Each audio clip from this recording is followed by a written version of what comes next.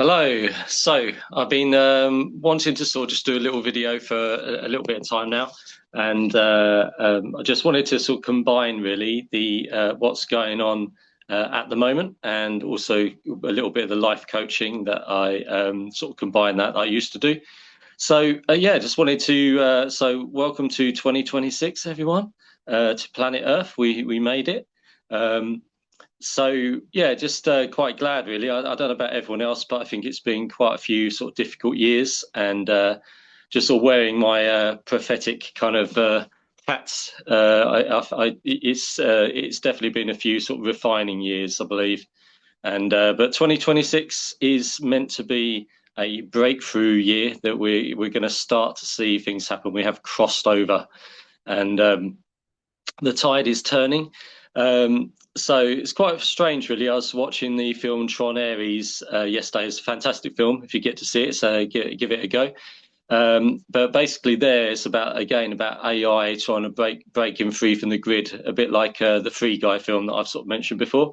And it's like we're just crossing over into a new era, like it's like new upgrades, and it's quite interesting as well. We're thinking like the X-Men are going to sort of turn up soon in the Marvel universe. It's like a new era is beginning, and it's not just like one or two people anymore. It's going to be like lots of people. It's like the tipping point. I was watching a video the other day about tipping points, and it's like I think it's the first 10% are the early adopters or something, and then I think the next sort of 20% or so is what causes the tipping point. So it's like it takes quite a few people to sort of move through that system for things to tip over into the new thing.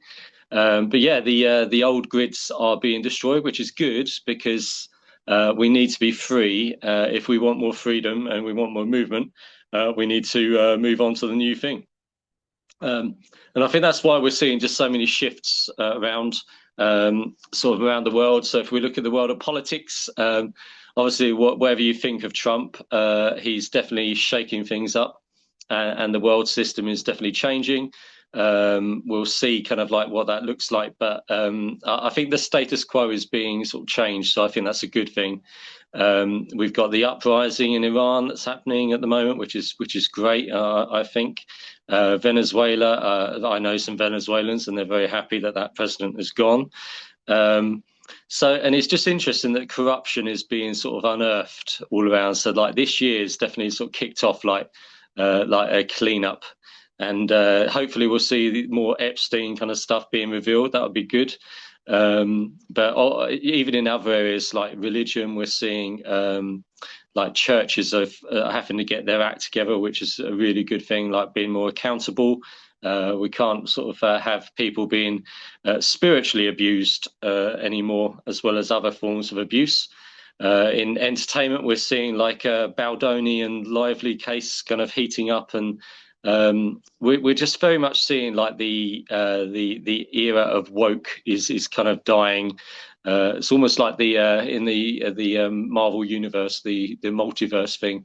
That was the woke era, and it's kind of like it did have some good things. We do need diversity and inclusion, obviously, and things like that.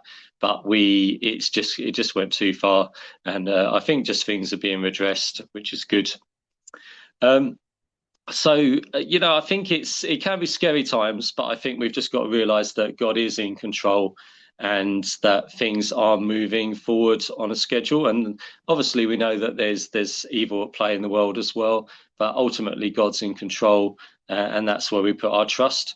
And I think just I've got a couple of Bible verses on that's been quite useful to do with peace. So you will keep him in perfect peace, whose mind is stayed on you, because he trusts in you. And that's from Isaiah 26, verse 3. And then we've got, come to me, all who are weary and burdened, and I will give you rest. Take my yoke upon you and learn from me, for I am gentle and humble in heart, and you will find rest for your souls. For my yoke is easy and my burden is light. And that's Matthew 11:28 to 30.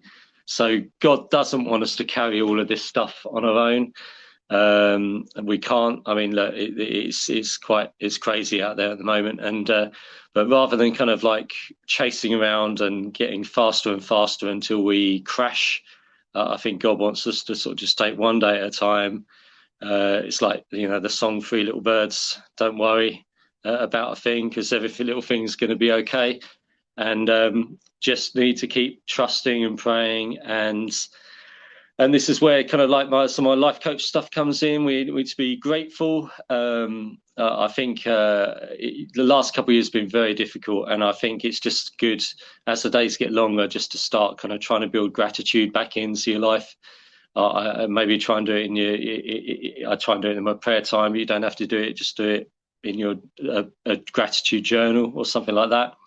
But just trying to be positive about, like, what are the things you can be thankful for and grateful for.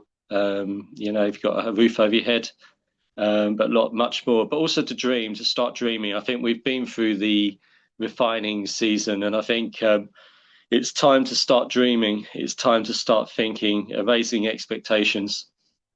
And I really had the song from The Greatest Showman on the radio this morning. It just like reiterated this to me. It was like this is me. It says in the lyrics about we're battered and bruised, but we are glorious.